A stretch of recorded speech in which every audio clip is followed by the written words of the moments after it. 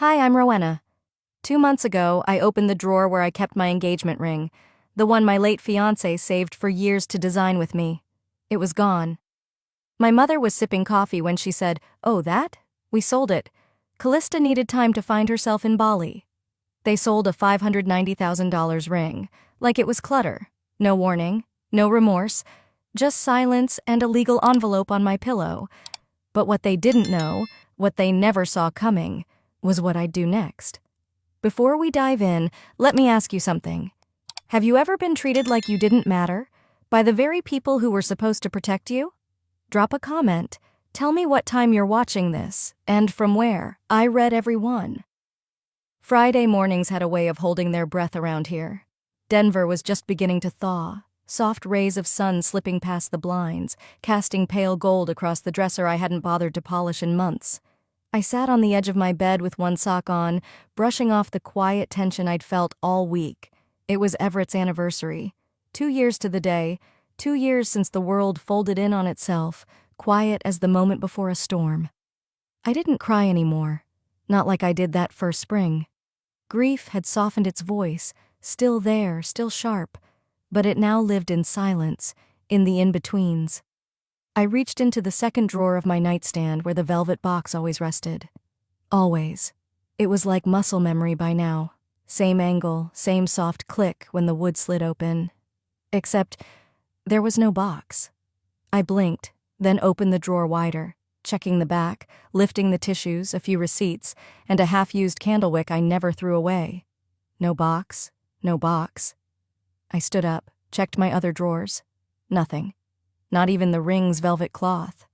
But something in me already knew it wasn't a mistake. My chest tightened, not with panic, but with a strange, stinging cold. I walked down the stairs, still wearing just one sock, my hand gripping the banister a little too tight. Mom was at the kitchen counter, flipping through a magazine like it was any other Friday. She sipped her coffee, not even looking up. "Morning," she said. "Mom?" I asked, forcing calm into my voice. "Do you know where my ring is?" She turned a page. "What ring?" I clenched my jaw. "The ring, Everett's ring, the one he gave me." "Oh," she said, blinking slowly like I'd asked about expired milk. "That, we sold it." The silence that followed was suffocating. "You what?" She stirred her coffee, glanced toward the window. "Callista needed help for her Bali retreat. Spiritual stuff. You weren't wearing the ring anymore anyway." For a moment, I forgot how to breathe. "It wasn't just a ring." Dad's voice drifted from the hallway. "You haven't touched it in months, Rowena. We figured you didn't need it anymore." I turned, and there he was, arms folded, that same tired condescension in his eyes. Like I'd once again failed to meet expectations I never agreed to. I stared at them both, every word I wanted to say getting stuck somewhere between my ribs and my throat. "You sold something that wasn't yours," I said. Dad shrugged. "Well, technically." "No," I cut in, my voice firmer. "No, that ring was mine. Everett designed it with me. We chose the diamond together. He had the band engraved inside." Mom rolled her eyes. "Rowena, it's not like you're still getting married." She said it like a joke. Like Everett had just stepped out.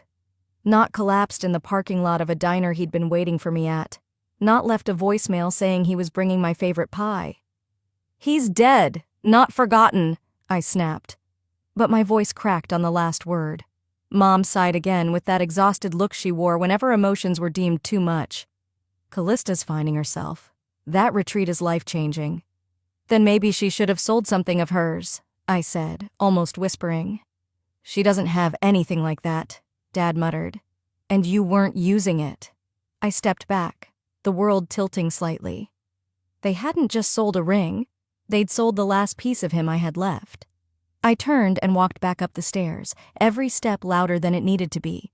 When I reached my room, I opened the drawer again. Same empty space. Only this time I noticed something I'd missed in the haze. Folded in the back, tucked gently like it didn't matter anymore. The velvet cloth. Deep navy, embroidered with white daisies, now limp without the weight it once cradled. I sat on the floor beside the drawer. The cloth rested in my lap. My fingers touched the stitches, everyone familiar. Everett said the daisies reminded him of our first road trip, when they bloomed wild across the field behind that dusty motel in Utah. I stayed there a while, listening to nothing, feeling too much. Out the window, the sky had turned pale blue, clouds moving in slow formation. The world kept spinning, but something inside me had stopped. My voice came before I realized I was speaking, low and steady. They didn't just sell a ring, they sold what's left of me. I sat there for a long time, maybe an hour, maybe more. Just me, that empty drawer, and the daisy-stitched velvet cloth that used to hold the only thing that proved he ever asked me to be his wife. By the time Sunday night rolled in, I hadn't left my room once. I hadn't eaten much either. Just water, stale crackers, and whatever silence would let me keep down.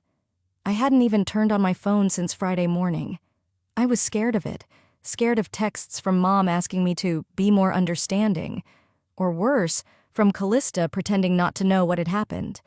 But eventually I turned it on. Not because I was ready, but because I was tired of hiding. The screen lit up, and the first thing I saw made my stomach twist. There she was, Callista, on a glossy wooden yoga deck somewhere in Ubud. Sunlight behind her, a garland of flowers around her neck, arms lifted in that rehearsed, surrender to the universe pose she'd been practicing since she was 16 and bored in Sunday school. The caption read, "Healing is expensive, but so worth it. Grateful to my amazing family for believing in my journey." A heart emoji, a lotus. The comments were flooding in. "You inspire me." "Such a brave soul."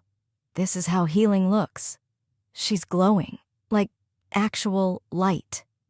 I stared at the screen until my hand began to tremble. I couldn't even cry. That was the part that scared me. It was like the grief had nowhere left to go. She was using his ring money to post about her rebirth. I scrolled further, and it kept getting worse. She was tagged in stories, reposted by yoga brands, even featured in a wellness blog. From pain to power, Callista Blaze's transformational journey. There was a paragraph about overcoming generational dysfunction, another about how she chose the hard path of self-love. I nearly laughed. I wasn't mentioned once, not a single line. No one knew that while she was stretching into the sunset, I had been sleeping on the floor of my childhood bedroom because my parents gave away the bed I bought after Everett died.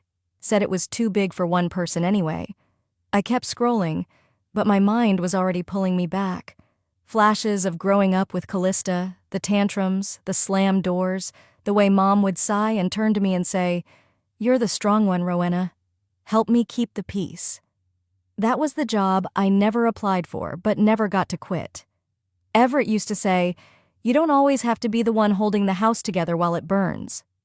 But apparently, I didn't hold it well enough, because now they were dancing in the flames and I was the ashes. Around 8:30, I finally dressed and drove out to the cemetery. The wind had picked up. The gate creaked as I pushed through. I walked the narrow path between graves, carrying nothing but my phone and that crushed feeling in my chest that hadn't eased since Friday. When I reached Everett's stone, I didn't kneel. I just stood there. "They used your ring, Everett," I whispered. "They sold it so she could post gratitude quotes in Bali." The wind rustled the dried leaves at my feet, and I could have sworn something in me cracked just a little more. Back home, I sat on the floor again, scrolling. Her latest post had nearly 2,000 likes. A drone shot over rice fields. She was mid-spin, arms outstretched. Caption, "Sometimes you have to leave the noise to find your soul." I didn't think. I typed before the shame could catch up. Hoped the healing was worth it. I paid for it. I hit send. The comment disappeared into the sea of praise. 10 minutes later, it was gone. Deleted. At 10:42 p.m., my phone buzzed. "Mom, let your sister have this moment. Don't start drama." Drama. That's what they called it. Not erasure. Not betrayal. Drama. I didn't reply. I just stared at the screen and reread that message until the words blurred. Then I scrolled up to see Callista's face again. People think grief is loud, wailing, sobbing, storming out, but it's not. It's being erased slowly while the world claps for the person holding the eraser. I wasn't trying to start drama, I just didn't want to disappear again. I wasn't trying to start drama, I just didn't want to disappear again. But apparently, in this family, even the act of existing outside their script counted as rebellion. 3 days had passed since that comment vanished from Callista's post, just like me, apparently. I sat at the kitchen table mid-morning, same one I'd eaten cereal at since I was 7. A small folder lay in front of me, neat, closed, everything inside stacked precisely. Partial receipts for the ring, Everett's old email confirming the appraisal, and a note from his parents written in a grief-soaked cursive, thanking me for caring for the ring until it became part of your new chapter together. I pushed it across the table toward my father. He didn't even touch it. "You keep going like this," he said, without lifting his eyes from the Denver Post, "and you'll ruin your own peace. We can't undo what's done." I watched him stir his coffee like it was the only thing that mattered.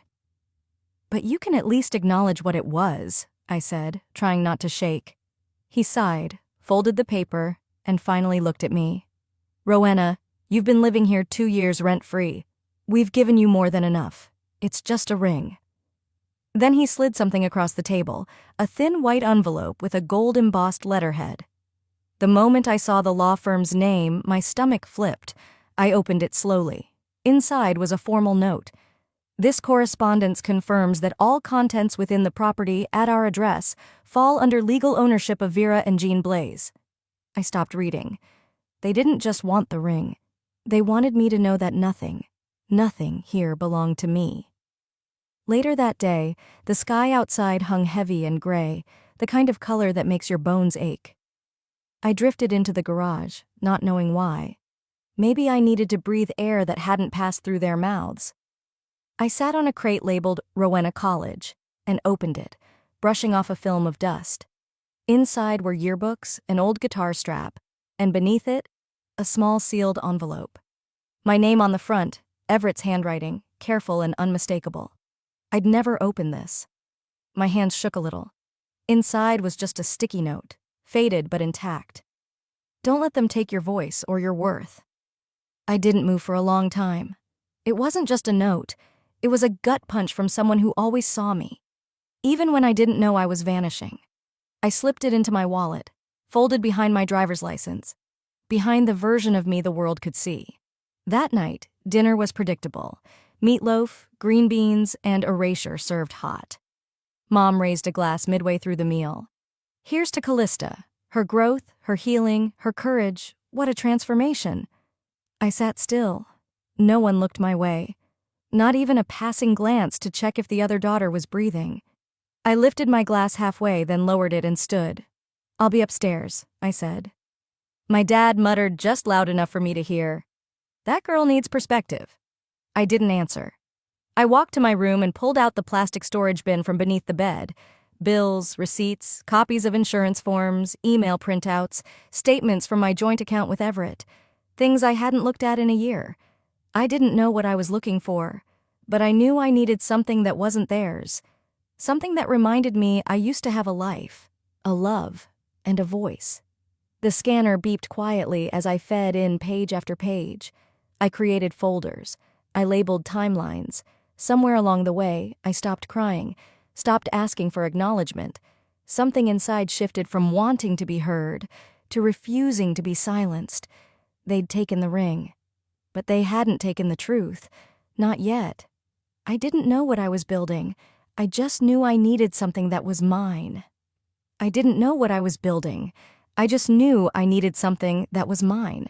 By Thursday night, the pile of documents on my desk had doubled. Receipts, bank transfers, insurance forms, each one scanned, labeled, and stored into a folder marked Truth. There was no master plan, no legal motion drafted, just me, pulling string after string together before someone else yanked them from my hands. Rain tapped against the windows, soft but steady, the kind that blurred everything outside just enough to match how things felt inside me. I sat at my laptop, highlighting a paragraph from Everett's old email when I accidentally brushed the trackpad. An old browser tab opened, one I must have left bookmarked a year ago. It was a podcast. Autoplay kicked in, and then I heard her voice. "Tss," Healing begins when we decide to release the roles other people force us into. Callista. I froze. I didn't move. My hand hovered midair, caught between closing the window and needing to hear every word. The host's voice chimed in. That's so powerful, Callista. Can you give us an example of that release? There was a pause, a sip of something, and then, I had to separate myself from the grief in our family. Some people, they cling to pain like it's a personality. Every muscle in my body locked. I couldn't even blink. She was talking about me. I listened on. I walked away. It cost me so much. But I chose joy. I gave up everything, even objects tied to trauma. You can't move forward while dragging symbols of emotional debt. I mean rings. They're just objects soaked in pain. I don't remember hitting pause. I just remember staring at the screen, my reflection in the dark monitor staring back at me like it didn't recognize me anymore. 50,000 listens. 50,000 people heard my story, twisted out of shape and sold back as her brand. She'd turned Everett's ring into a metaphor for toxicity. My grief, our love, reduced to clickbait. I didn't scream. I didn't throw the laptop. I just sat there. My fingers hovered, then moved slowly. I downloaded the episode, saved it into the folder. Then I opened a new document and titled it Timeline of Misuse. That night, the file grew steadily, my breath the only sound in the room aside from the soft hum of rain and betrayal. Around 10, I grabbed my coat and keys. I didn't tell anyone I was leaving. I just needed to scan a few things, Everett's letters mostly, and the local coffee shop had a scanner and late hours. I drove in silence, the windshield wipers setting a slow rhythm. At the coffee shop, the barista didn't ask questions. I ordered a black tea and found a corner near the back. One by one, I slid his letters into the machine, his handwriting growing shakier in the later ones. Each scan made the truth heavier, not lighter. I love how you see people, one line read, even when they've forgotten how to see you. I pressed my hand over that page. I didn't want revenge. I just didn't want to be rewritten. By the time I returned home, it was close to midnight. I changed into an old sweatshirt, pulled my hair into a low knot, and sat cross-legged on the floor near my desk. In the drawer beside me, folded carefully, still clean after all these years, was the velvet cloth, the one with the white daisies embroidered in its corners, the one that once held the ring. I took the USB drive where I'd saved the podcast and wrapped it in the cloth. Some things you wrap not to protect, but to remember. I placed it gently in my purse, zipped the top, and let it sit there like an anchor. I wasn't ready to confront them. Not yet. But something inside me had changed. I wasn't breaking anymore. I was collecting. It wasn't about proving them wrong. It was about finally remembering I'd been right. It wasn't about proving them wrong. It was about finally remembering I'd been right.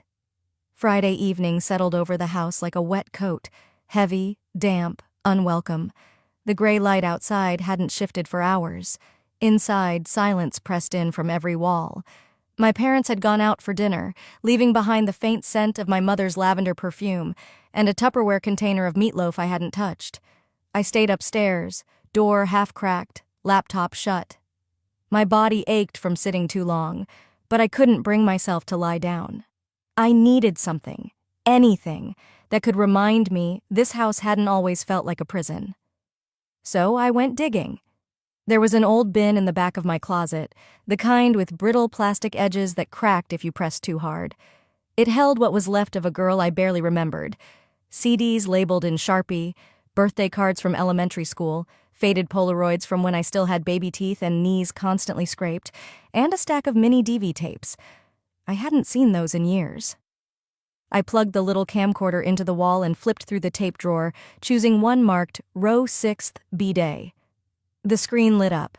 Static buzzed, then color, muted and jittery but clear enough. There I was, a little girl in a yellow sundress standing beside a chocolate-frosted cake with 6 lit candles.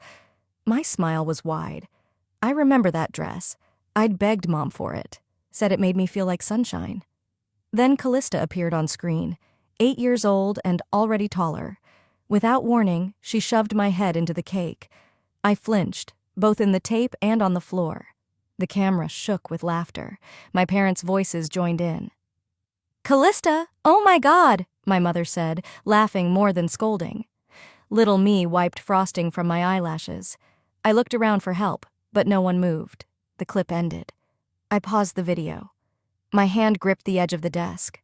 I sat still for a long moment, tasting that same bitter silence I must have swallowed that day. I whispered to the room, to no one. Maybe this is just how it's always going to be. The key turned in the front door downstairs. I heard heels on tile, the clink of keys in the bowl, then the low murmur of my mother's voice, probably saying goodnight to my father before heading to bed. But instead of going to her room, she came upstairs. Light footsteps outside my door, then a knock. Before I could answer, she pushed the door open. No warning, no permission. She stood there holding a small velvet box, navy blue, aged at the corners. Her eyes didn't quite meet mine. "I was cleaning out the closet," she said softly. "Found these. Nana had promised them to you, remember? Figured maybe now's a good time." She sat on the edge of my bed without asking. Opened the box. Inside, a pair of pearl drop earrings, delicate and familiar. I blinked, unsure what game we were playing. "She didn't mean to hurt you, sweetie," Vera said, smoothing her skirt. "Callista just handles things differently. And we thought you'd moved on from all that." All that. Like grief was a shoebox to be tucked under a bed and forgotten. The earrings gleamed in the low light, clean and cold. I almost reached for them. I almost let the warmth of nostalgia dull the sharpness inside me. I almost said thank you. I almost forgave her. But then, a buzz. My phone lit up on the desk. A message from Liana, a friend from college. "Thought you should see this." I tapped the link. It was an Instagram story. Callista again. Sitting cross-legged on a patio somewhere tropical, probably Bali, a pale smoothie in hand, perfect lighting softening her every word. Her voice syrup-sweet. Forgiveness is so powerful. Even when people lash out, I know it's just their pain talking. I rise above. I stared at the screen, unable to breathe. That was about me. About the deleted comment, the velvet cloth, the ring, the earrings, every inch of my restraint being used as ammunition against me, repackaged as her saint-like patience. The wave of humiliation hit fast, like a slap I should have seen coming. Vera left not long after, telling me to try and get some rest. I said nothing, just nodded. The door clicked shut behind her. Downstairs, the dishwasher hummed. The house returned to quiet. But something in me wasn't quiet anymore. I opened my laptop. The folder marked "Truth waited like an open mouth." I added the screenshot of Callista's story. Then I retrieved the inheritance letter from Nana, the one that listed my name, in her careful cursive, right beside the word earrings. I scanned it. Then, slowly, I opened my phone's recorder. I spoke into the dark. "I'm not doing this to expose them. I'm doing this so I never forget again who they really are." And then I wrapped the earrings in a separate cloth and slid them into the drawer, not to use, not to wear, just to remember. It wasn't just betrayal. It was a pattern I'd been trained to forgive. It wasn't just betrayal. It was a pattern I'd been trained to forgive. But that morning, something shifted. I woke up before the sun had climbed fully over the rooftops. The house was still, blanketed in that muffled quiet only clouded mornings bring. I didn't wait for coffee, didn't scroll. I opened my closet, found the navy blazer I hadn't touched since Everett's memorial, and slipped it over a clean button-down. The sleeves were slightly looser now, but it still fit. Standing in the mirror, I didn't look like someone who had anything to prove, just someone who was finished waiting. The velvet cloth sat on my nightstand, folded carefully around the flash drive. Inside it, receipts, scanned letters, a copy of Nana's will, the podcast audio, screenshots of Callista's posts, and my voice recording. I placed the whole thing inside a clear envelope, slid it into a folio, and zipped it shut. I didn't leave a note, didn't text anyone. I walked out the front door like I was heading to a dentist appointment. No tension, no fire, just clean air and purpose. 15 minutes later, I pulled into the parking lot of a co-working space tucked between a dog groomer and a yoga studio. The front desk manager, a soft-spoken guy in his 20s named Ethan, handed me the keycard without much small talk. I appreciated that. I took a corner table by the window. Light rain tapped against the glass. My laptop hummed as I opened the legal document templates Everett's estate lawyers had once shared with me, just in case. I filled in the blanks with cold clarity. Item: 1 4.1 carat ring, purchased jointly with Everett 3 months before his passing. Statement: property held in trust until marriage. Therefore, sole ownership defaulted to surviving party. Me. I cross-referenced every entry with dated email threads, photo timestamps, and the notarized letter Everett's mother had once sent, confirming the family's intent for me to keep the ring. I added an affidavit describing the events around the sale and the psychological harm caused. At exactly 10:42 a.m., I clicked send. The documents went to Fisher and Ellis LP, the firm that handled Everett's affairs. I addressed them to Samantha Mira, a partner I remembered for her matter-of-fact warmth. Then I sat back. Not triumphant, not vengeful, just still. I didn't cry, didn't shake. I closed my laptop and leaned into the back of the chair, letting the sound of the rain blur the edges of the moment. Across from me sat a ceramic cup of untouched coffee. I finally lifted it to my lips. It had gone cold, but it was mine. Later that afternoon, I stayed in the space. The team renting the room next to mine was rehearsing for a nonprofit event. Their laughter seeped through the walls. One of them stepped out to take a call. She smiled at me. I nodded back. I opened another folder. This one had nothing to do with my family, at least not directly. It was for the Reclaiming What Was Always Yours initiative, an annual women's leadership gala I'd been quietly funding in Everett's memory since last fall. He'd always said legacy didn't need a name. Just a ripple. A light switched on in the dark for someone else. The event would be held next week at the Meadowbrook Center, an upscale venue just outside the city. The floral arrangements, speaker stipends, even the customized signage had all been paid for under a foundation name I'd created discreetly, ER Trust. I double-checked the PowerPoint slides. One of them was a photo from years ago, Everett and I volunteering at a career panel for single mothers.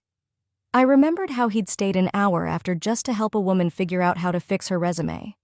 That slide would close the night. Just above it, in small print, in honor of those who give quietly. I sent the final slide deck to the event coordinator. As I packed up to leave, my phone buzzed. A text from my mother. "You got mail. Looks like a gala invite. Callista got one too. I think they want her to speak. How wonderful." I stared at the screen for a long second. Then I laughed. Just once, soft, dry. Like the punchline of a joke only I got. I didn't RSVP. Didn't respond at all. I didn't need to be on the stage. I'd already built the microphone. Let them walk into the spotlight.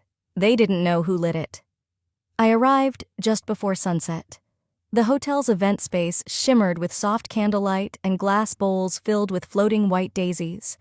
I spotted them the moment I stepped inside. My own touch. Vera would have chosen roses, red or nothing. But this night wasn't hers to curate. I checked in quietly at the front desk. No name tags, no fuss. Just a light touch on my elbow from the coordinator as she handed me a folded program. She didn't recognize me. That was perfect. Across the room, I saw Callista glide through the main doors in a white gown that looked custom. Her hair was pinned up in deliberate waves. Vera walked beside her, arm in arm, whispering praise like she was coaching a pageant queen.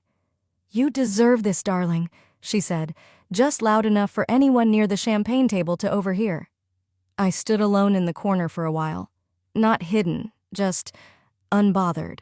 My black dress was simple. No sparkle, no statement. Just presence. My clutch was tucked close against my ribs, velvet cloth folded neatly inside, pressing against the envelope I hadn't let out of my sight all week. The music softened, and the room shifted. The host stepped onto the small stage to welcome the guests. A few polite claps followed. Dinner plates were cleared, wine refilled. The tempo of the evening had begun. Then, the surprise guest speaker was announced. Callista took the microphone with practiced poise. Even her footsteps sounded rehearsed. I could almost hear Vera inhale like a proud director behind the curtain. Grief, Callista began, is a journey, but some people wear it like a badge they refuse to take off. My fingers tensed around the edges of my clutch. She continued, Tonight, I want to talk about letting go. About choosing not to be defined by what hurt you, but by what you did with the pain.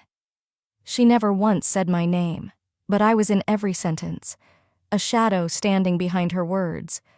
I had to release things that tied me to darkness, she said, smiling with soft grief. Objects, expectations, even family wounds. I chose light. The audience nodded. A few murmured, like they were at a sermon. I moved slowly toward the event coordinator at the edge of the room. Her headset was perched over one ear, and she was checking the screen cue. Excuse me, I said quietly, offering the sealed envelope. This is a featured donor message. It needs to be played now, before the final speaker. She blinked, uncertain. I wasn't told. It was requested ahead. Check the card inside. She opened it, read a few lines. Her brow furrowed, then lifted.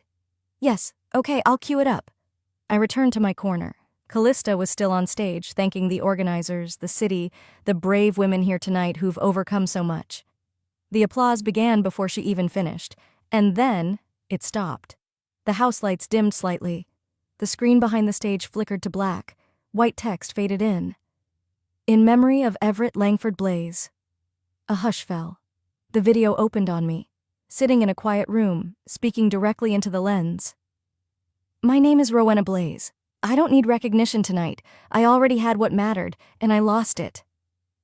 I watched from the back as heads turned. Some recognized me for the first time. 2 years ago, I buried my fiancé. We had picked out a ring together, a symbol of our future. It was taken, sold. The money was used for someone else's journey, without my knowledge. That ring didn't just represent a promise. It held grief, memory, and love. The screen shifted to a photo. Everett, smiling, me beside him, holding his hand. I funded this gala quietly, in his name. The theme, reclaiming what was always yours, wasn't just about leadership. It was about memory and truth. There was no anger in my voice, only clarity. Sometimes, I said in the final frame, the ones who suffer most are expected to stay silent so the loudest can heal. The screen faded to black. The room didn't exhale. It simply froze. Vera's hand flew to her mouth like she'd been slapped. Callista, still standing near the stage, had frozen mid-pose. A photographer's flash went off, catching her face twisted between confusion and fear. I didn't wait to hear what was said. As I walked to the door, I heard a whisper behind me. She paid for this? Then another. That was her fiancé? I didn't look back, didn't pause for applause. I stepped into the night air, letting the cold remind me I wasn't invisible. I just wasn't theirs anymore. I didn't need applause. I needed them to hear the truth in a room that couldn't look away. The next morning, my phone wouldn't stop vibrating. I hadn't even opened my eyes yet when I could already feel it pulsing on the nightstand like it was warning me. I rolled over and stared at the screen. 38 unread messages, 12 missed calls, notifications stacked on every app like digital ash from a fire I'd quietly lit. I opened Instagram. Callista's face filled the first story tile. She was crying, dramatically, artfully. I was ambushed, her voice cracked. Last night should have been a celebration of healing, not an attack. My sister took something beautiful and turned it into a vendetta. Slide. She's weaponizing grief, read a caption beneath a clip of her dabbing her eyes with a tissue, perfectly manicured fingers shaking. Another clip. Her face turned slightly away from the camera, like she wasn't aware it was still recording. I tried so hard to include her, but sometimes family can be your worst enemy.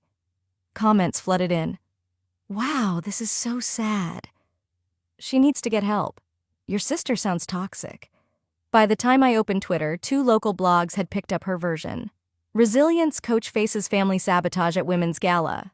It was all so fast and so calculated. A text came through from Vera. You've broken this family apart. Are you happy now? Followed by a missed call from my father. No message, just a digital silence that said enough. I blocked them both. Then came a message from Ethan. He'd known Everett, known me long before I got used to swallowing my voice. "Don't let them own the final word. You've come too far to be pushed back into the dark." That was enough to get me out of bed. I threw on jeans and a plain navy sweater. No makeup, no earrings, just the velvet cloth folded neatly into my jacket pocket and a transcript I printed that morning. A kind of truth I didn't need to shout, but wasn't going to hide either. The drive to the family house was short.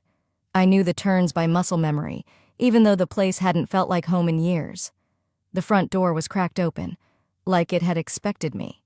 Callista was pacing in the living room, hair up in a knot, phone clutched in one hand. Her voice came in strained rehearsals, as if she were practicing damage control out loud. Something about emotional abuse, something about my journey. She froze when she saw me. "You shouldn't be here," she snapped, voice tight, but her hands trembled.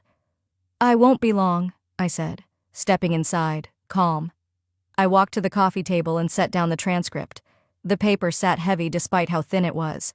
Her eyes darted to it. "What's that?" I didn't answer. I just gently unfolded the velvet cloth. Empty now, just a soft square of memory. I placed it beneath the transcript. "It's your voice," I said, "from the podcast, the one where you called me a grief addict." Callista's face drained of color. "You don't understand how media works. I understand how truth works." She stared at me, lips slightly parted, but nothing came out. I stood there for a second longer, letting the silence hold. Then I turned. Vera stepped into the hallway just as I reached the door. Her eyes were wide, like she'd just woken up to a reality she didn't choose. "We're family, Rowena," she said, a faint tremble in her voice. "Blood." I stopped, not out of hesitation, but clarity. "Blood means nothing without respect. I'm not here to belong anymore," I said. "I'm here to break the cycle." She didn't respond, just stood there like she couldn't find the script. I walked past her without flinching, out into the cool air. The sky had started to clear slightly, just enough to let in a thin band of light, the kind of light you have to look for. I slipped the velvet cloth back into my pocket. It felt different now, clean, done. I didn't leave because I hated them. I left because I finally loved myself more. The morning light in Napa was different, softer somehow, less accusatory. It didn't pierce, it warmed. A breeze rolled gently off the vineyards as I turned the key in the lock of my new studio door. The sign above the entrance caught the light just enough to shimmer. Langford and Blaze, crafted with memory. I stepped inside and flipped the lights on. The space wasn't large, but it felt expansive in a way the Blaze family house never had.